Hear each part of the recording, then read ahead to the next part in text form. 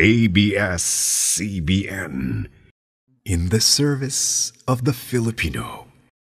Sa ulo ng mga nagbabanggang balita, operasyon ng mga pampublikong sasakyan sa San Fernando City, La Union, suspendido.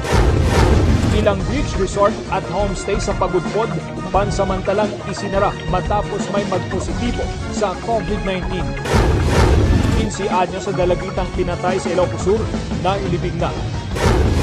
Buhawi, nanalasa sa Hermosa, Bataan. Ilang kalsada sa La Trinidad, Benguet, hinahat dahil sa tuloy-tuloy na pag-uulan.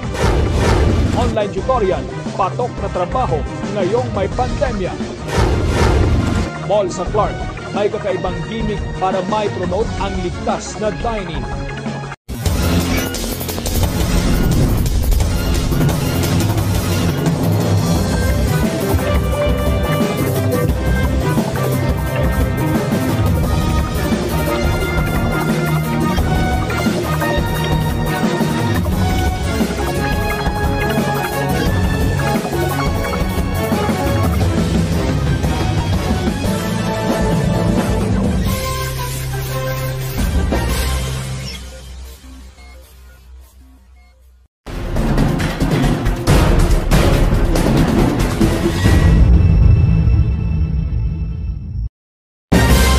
Suspendido ang operasyon ng mga pampublikong sasakyan sa San Fernando City, La Union matapos itong ibalik sa Enhanced Community Quarantine.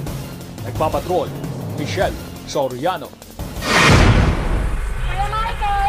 Hindi inaasahan ng mga motoristang papasok ng San Fernando City, La Union ang bigat ng sitwasyon sa kalsada kahapon nang ibalik sa Enhanced Community Quarantine o ECQ ang lungsod dahil sa biglang pagtaas ng bilang ng kumpirmadong kaso ng COVID-19. Kuha ang video na ito ni Dea Caluza, isang medical secretary ng isang ospital. Papasok na siya noon sa trabaho. Yung papasok sa San Fernando kasi umpisa na daw yung ECQ. Every mga sasakyan na papuntang San Fernando, chine-check nila yung mga papers kung saan sila pupunta. Pag frontliner kasi madali na akong nakakalagpas kasi may ID naman po kami. Kagabi, naglabas na ng panuntunan ang pamahalaang lungsod sa pagpapatupad ng ECQ. Suspendido muna ang public